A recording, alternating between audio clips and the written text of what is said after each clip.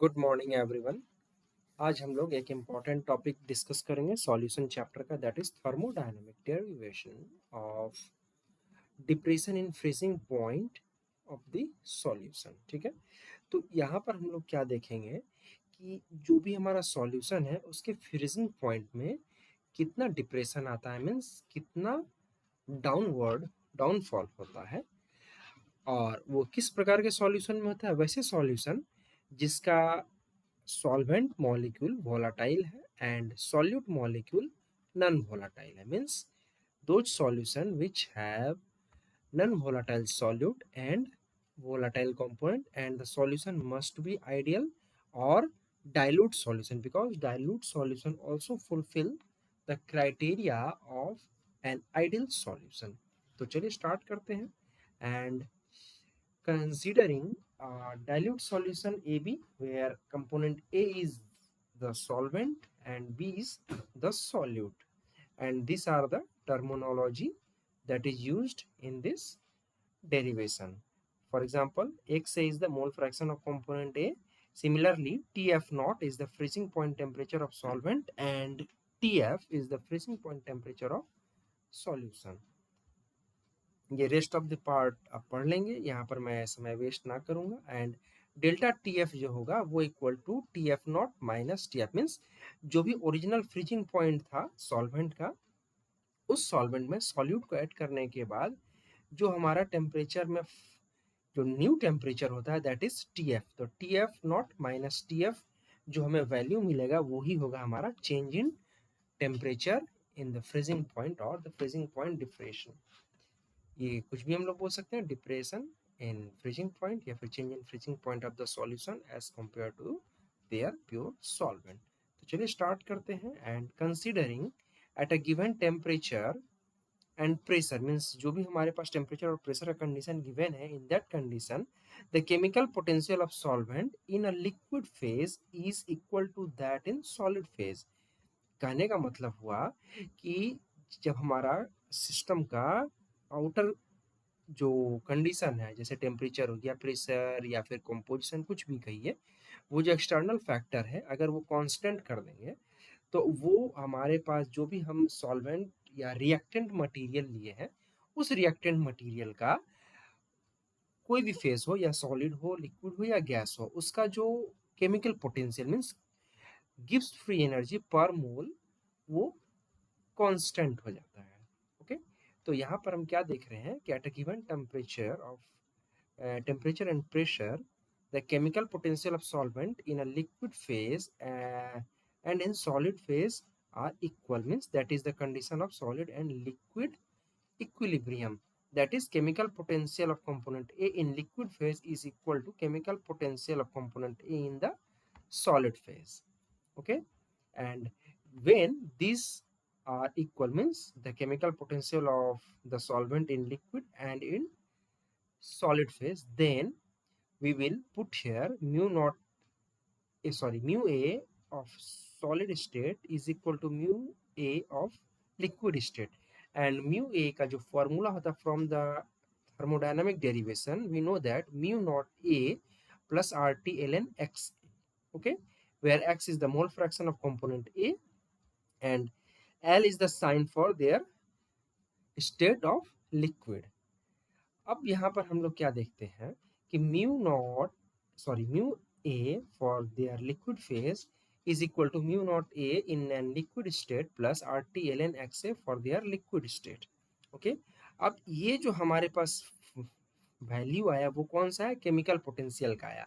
ये हमारे लिए लिक्विड स्टेट का ये जो सॉल्वेंट है उसका केमिकल पोटेंशियल वैल्यू है, बट क्या है, ये solid liquid equilibrium condition, means ये वैल्यू हमारा जो लिक्विड के लिए है वही वैल्यू सॉलिड का भी होगा, and it is also proved in equation 2। Then after हम लोग क्या करते हैं कि ये जो हमारे पास रिएक्शन कंडीशन है, means that is the condition of temperature and pressure, इसमें हम लोग थोड़ा सा चेंज लाते हैं। क्या करेंगे, थोड़ा सा टेम्परेचर को चेंज करते हैं, थोड़ा सा प्रेशर को चेंज करते हैं, या फिर कंपोजिशन को चेंज करते हैं। तो हम लोग क्या करेंगे, for small change in temperature and composition, उस सिस्टम का, उस सॉल्यूशन का कंपोजिशन को चेंज करते हैं। मतलब क्या करेंगे, थोड़ा सा सॉल्वेंट ऐड करें, सॉरी सॉल्यूट ऐड करेंगे, या सॉल्वेंट का कम मतलब कॉन्सेंट्रेशन को इंक्रीज या डिक्रीज करेंगे, कुछ भी करेंगे ऐसा काम जिससे कि कंपोजिशन चेंज हो जाए और टेम्परेचर चेंज हो जाए। तो उस कंडीशन में क्या होगा कि हम लोग जानते हैं कि जब भी हमारा इक्विलिब्रियम को डिस्टर्ब किया जाता है तो उस न्यू डिस्टर्ब्ड कंडीशन के accordingly new equilibrium condition established हो जाता है। जिस तरह यहाँ पर mu A for L is equal to mu A for S था, similarly d mu A for S is equal to d mu A for L. Means small change in chemical potential in a solid state is same as equal to small change in chemical potential of solvent in the liquid state. Okay, and this is our equation 3. and ये जो हमारे पास equation है d mu a for s is equal to d mu a for l, इसका जब हम value find करेंगे और उस वैल्यू को इस इक्वेशन 3 में पुट अप करेंगे तो हमें क्या मिलेगा, हमें मिलेगा depression in freezing point temperature of solution का वैल्यू मिलेगा। तो चलिए अब इसको हम लोग आगे फर्दर प्रोसीड करते हैं।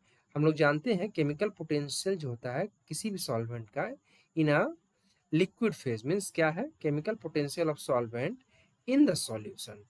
सॉल्यूशन के अंदर जितना भी कंसंट्रेशन है सॉल्वेंट का, उसका जो केमिकल पोटेंशियल होगा वो लिक्विड फेज में किस पर डिपेंड करेगा, temperature, pressure and their composition. Composition मतलब इट्स मोल फ्रैक्शन।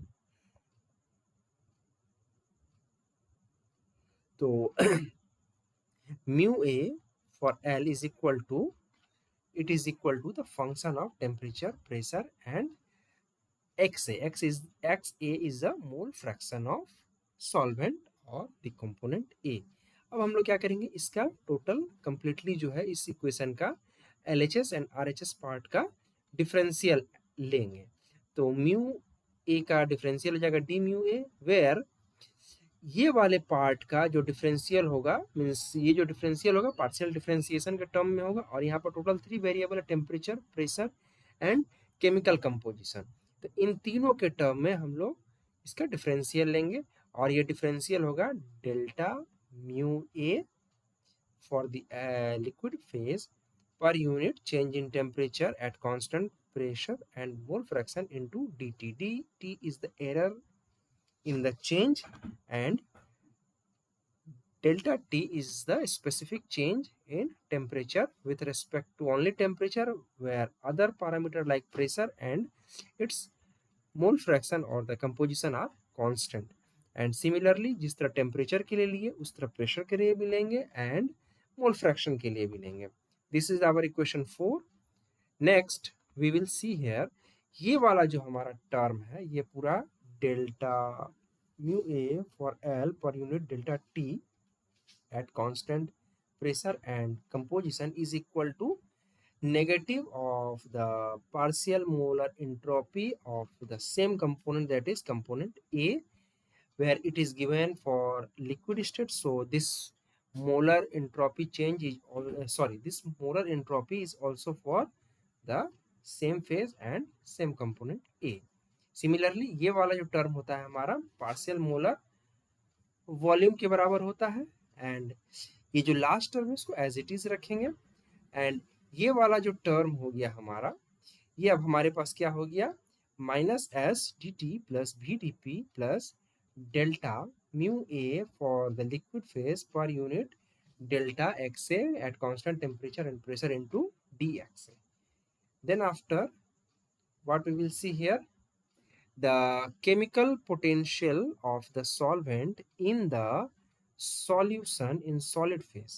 अब हम लोग क्या देखते हैं, chemical potential of solvent in the solution, means क्या है, जो भी हमारे पास सॉल्यूशन बना हुआ है उस सॉल्यूशन के अंदर कुछ ना कुछ सॉल्वेंट तो होगा ही, और अगर वो हमारा सॉलिड फेज में, मीन्स जब वो हमारा सॉल्यूशन जम गया है, फ्रीज हो गया है, तो उस कंडीशन में सॉलिड स्टेट में जो सॉल्वेंट हमारे पास प्रेजेंट है इन अ सॉल्यूशन, उसका जो केमिकल पोटेंशियल है वो किस पर डिपेंड करेगा, ओनली टेम्परेचर एंड प्रेशर पर डिपेंड करेगा। तो हम यहाँ इक्वेशन 1 में क्या देखे थे आपको, mu A for liquid and mu A for solid. And equation 3 में क्या देखे थे, change in chemical potential of component A in solid state and in liquid state. And in दोनों टर्म का हमें वैल्यू फाइंड करना है, तो हमें डेल्टा टी एफ नॉट मिलेगा। तो लिक्विड वाले फेज के लिए तो हमारे पास रिजल्ट आ गया ये वाला इक्वेशन नंबर 8। एंड अब जो लेफ्ट हैंड या राइट हैंड साइड में आप यहाँ पर एक, ये जो लेफ्ट हैंड साइड जो सॉलिड फेज है, अब उसका वैल्यू हम यहाँ पर फाइंड करेंगे। अब हम लोग जानते हैं कि सॉलिड फेज में जो केमिकल पोटेंशियल है वो टेम्परेचर और प्रेशर पर डिपेंड करता है, इसलिए ये वाले टर्म को हम टेम्परेचर और प्रेशर के टर्म में इसका डिफरेंशियल एक्वायर करेंगे।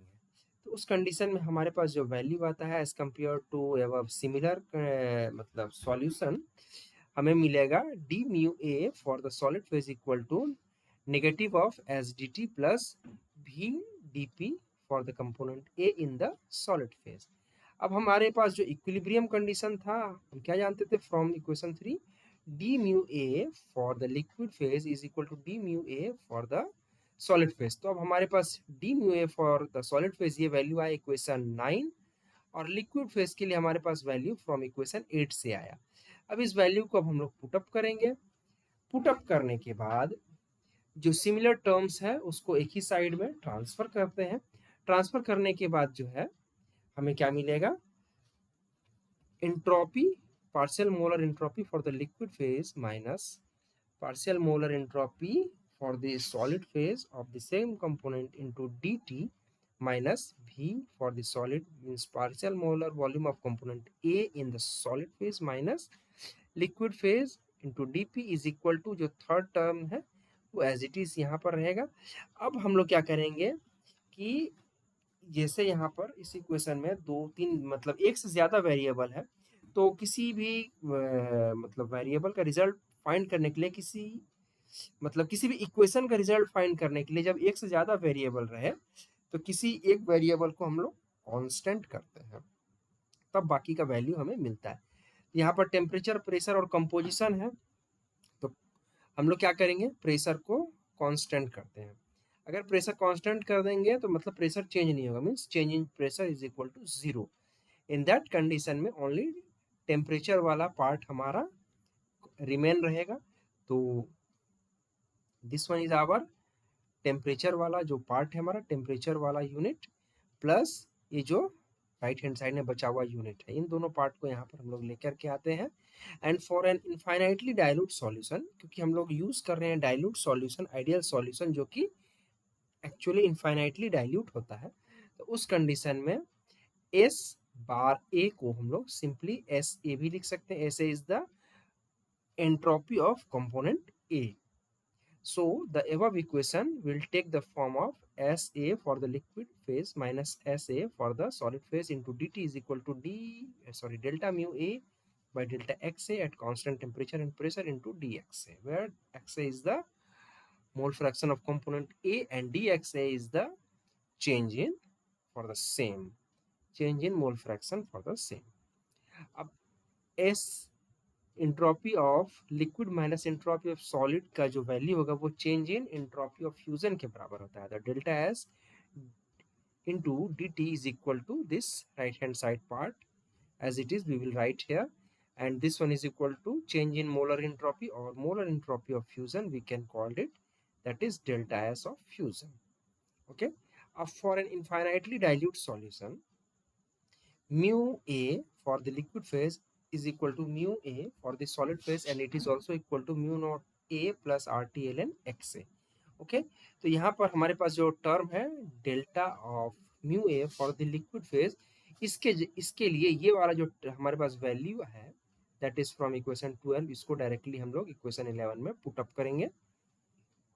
पुटअप करने के बाद इसको पार्शियली हम लोग डिफ्रेंशिएट करते हैं। तो ये जो फर्स्ट टर्म है म्यू नॉट है ये हमारा कांस्टेंट टर्म है और इसका डिफ्रेंशिएशन 0 हो जाता है। रेस्ट पार्ट का डिफरेंशिएशन हमें मिल गया R T L N X A by delta of L N X A at constant temperature and pressure into T X A. Okay, अब ये वाले टर्म को हम लोग क्या करेंगे, थोड़ा सा रीअरेंज करेंगे। तो रीअरेंज करने के लिए क्या करते हैं, लेफ्ट हैंड साइड का पार्ट को एज इट इज रहने देते हैं। राइट हैंड साइड में जो हमारा R T L N X A by delta of X A लिखा हुआ है, इंटू डी एक्स से। तो ये जो डिफ्रेंशिएशन हो रहा है ये means D delta of L N X से पर यूनिट एक्स से का जो डिफ्रेंशिएशन है, इसको जब हम लोग डिफ्रेंशिएट करेंगे तो ये हमारे पास वैल्यू आएगा 1/x, that is D A by A is equal to D L N ए।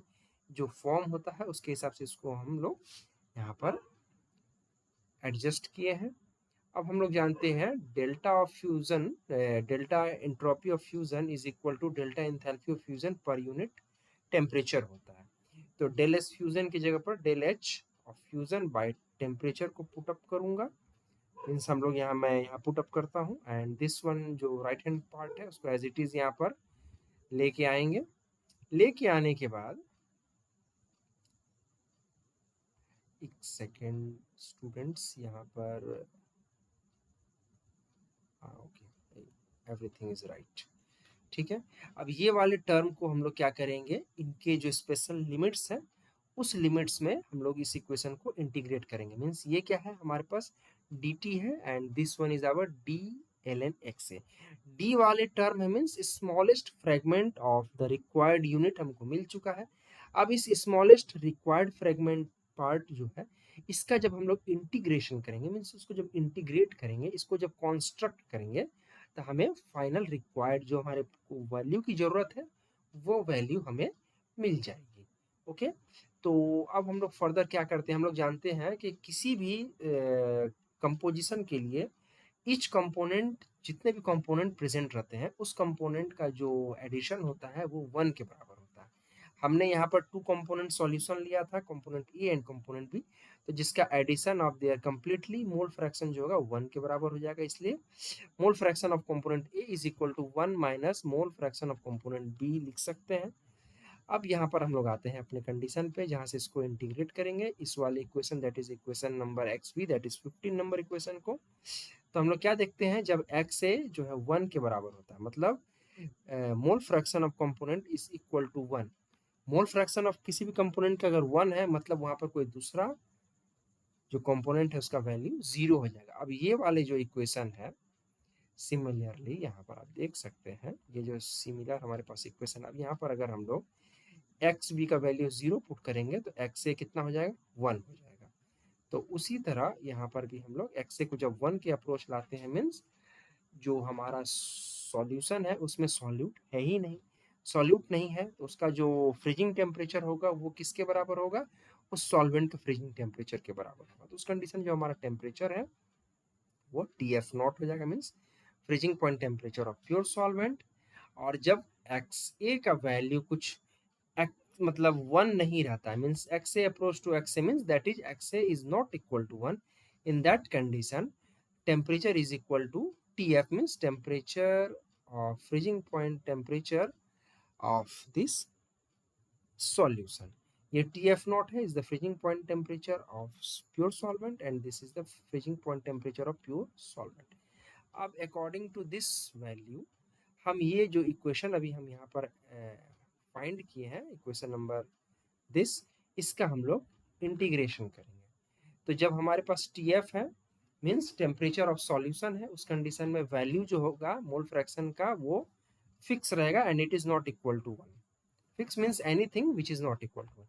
और जब टी एफ नॉट है means freezing point temperature of pure solvent, in that condition mole fraction is equal to 1, means only one component are present in that liquid component, that is pure solvent.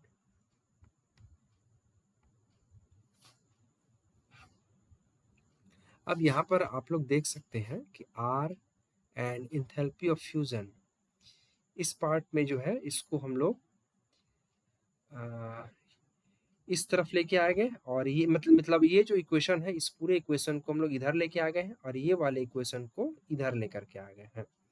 तो कुछ नहीं है, differentiation of natural log of X A जो हो जाएगा उसका value हो जाएगा natural log of X A, और इसका जो लिमिट है अपर लिमिट 1 और लोअर लिमिट एक्स ए। तो लॉग ऑफ 1 का वैल्यू 0 हो जाता है, तो minus log of X A जो है हमारे पास एज इट इज रहेगा नेगेटिव साइन के साथ। और यहाँ पर जो enthalpy of fusion by R T square को, sorry, enthalpy of fusion by R को हम लोग बाहर निकालेंगे, टेम्परेचर का इंटीग्रेशन करेंगे तो ये वैल्यू आएगा। फिर फर्दर लिमिट को पुट अप करेंगे, लिमिट को पुट अप करने के बाद हमारे पास जो है ये इक्वेशन आता है, negative of natural log of X A is equal to negative of enthalpy of fusion per unit R into T F minus T F nought by T F into T F nought. अब हम लोग जानते हैं कि T F और T F nought के बीच में कोई खास अंतर नहीं रहता, means freezing point temperature of solvent and freezing point temperature of solution जो होगा आइडियल कंडीशन में, मीन्स आइडियल सॉल्यूशन का जो सॉल्यूशन है उसका जो फ्रीजिंग पॉइंट टेम्परेचर है बहुत ही माइनर डिफरेंस होता है। इतना माइनर डिफरेंस होता है कि दोनों को सिमिलर कंसीडर करते हुए T F nought into T F को हम लोग T F nought into T F nought that is equal to T F nought square consider कर सकते हैं। एंड फर्स्ट पेज में ही हमने डिराइव किया था T F not minus T F is equal to delta T F. अब then after ये जो हमारे पास वैल्यू आता है negative of log of X A, तो only X A is equal to, ये भी अभी हम थोड़ी देर पहले देख चुके हैं, is equal to 1 minus X B होगा। एंड ये वाले टर्म को जब एक्सपेंशन सीरीज में हम लोग एक्सपैंड करते हैं तो हमारे पास जो वैल्यू आता है only negative of X B आएगा। तो नेगेटिव ऑफ एक्स बी यहाँ नेगेटिव है और ये नेगेटिव कैंसिल होकर only positive X B means mole fraction of solute हमें मिल जाता है। और राइट हैंड साइड में ये वाला पार्ट मिलता है। मोल फ्रैक्शन ऑफ सॉल्यूट का जब हम लोग वैल्यू फाइंड करते हैं तो ये क्या होता है, number of moles of component B divided by number of moles of all the components. तो ऑल द कंपोनेंट्स में हमारे पास क्या रहता है, number of component of solute plus solvent. तो सॉल्यूट का कम मीन्स जो कॉन्सेंट्रेशन है बहुत कम है तो उसको हम लोग क्या करेंगे, नेग्लेक्ट करेंगे और ओनली कॉन्सेंट्रेशन ऑफ सॉल्वेंट को कंसिडर करेंगे। तो उस हिसाब से जो हमारा मोल फ्रैक्शन ऑफ कंपोनेंट है दैट इज कंपोनेंट सॉल्यूट, उसका जो इलेबोरेशन फॉर्मूला आ जाएगा हमारे पास ये वाला, that is weight of component B into its molar mass and molar mass of component A divided by weight of component A, that is W B M A divided by M B into W A. ये सभी का जो detail form है first page में दिया हुआ है, आप वहां पर जाके देख सकते हैं। And this is equal to this one हमारे पास आता है। और इस इक्वेशन को जब हम लोग रीअरेंज करते हैं तो हमारे पास ये वाला इक्वेशन आता है that is K F M in is equal to delta T F. अब आप कहेंगे कि ये वाला इक्वेशन सर कहाँ से आया, तो देखिए ये एम ए है, ये वाला एम ए हो गया, यहाँ से आर है, ये आर को हम लोग ऊपर लेकर के आए, ये वाला जो टी एफ नॉट का स्क्वायर यहाँ पर था ये ऊपर यहाँ पर शिफ्ट हुआ, इंथैल्पी ऑफ फ्यूजन जो है change in enthalpy of fusion यहाँ शिफ्ट हो गया, W B by M B into W, ये सारा का सारा जो हमारे पास वैल्यू आ रहा है ये वैल्यू यहीं से शिफ्ट होकर के आया है। और यहाँ पर हम लोग क्या करते हैं, ये वाला जो term W B by M B into W है ये मोलालिटी के इक्वल हो जाता है और ये वाला टर्म जो है के एफ के बराबर हो जाता है, मीन्स मोलर डिप्रेशन कांस्टेंट। तो K F M in equal to delta T F, ये हमारा वैल्यू प्रूव हो जाता है। और ये जो टर्म है डेल्टा टी एफ का जो वैल्यू है के एफ इंटू एम, ये हमें मिल जाता है। अगर एम का ये वैल्यू 1 होगा, M is the molality, then delta T F is equal to K F हो जाएगा। K F is the molar depression constant या फिर क्रायोस्कोपिक कांस्टेंट भी हम लोग कह सकते हैं। और ये देखिए यहाँ पर जो ये जो हमारा मोल फ्रैक्शन है, ये मोल फ्रैक्शन का वैल्यू चेंज होकर के W B into M A divided by M B into W A कैसे आया वो यहाँ पर पूरा डिटेल है, इसको आप पढ़ सकते हैं, हालांकि ये क्लास 12 का कॉन्सेप्ट है। ठीक है, तो स्टूडेंट्स आज के वीडियो में हम लोग बस यहीं तक डिस्कस करेंगे, फिर मिलते हैं अगले वीडियो में एक नए टॉपिक के साथ। तब तक के लिए बाय बाय।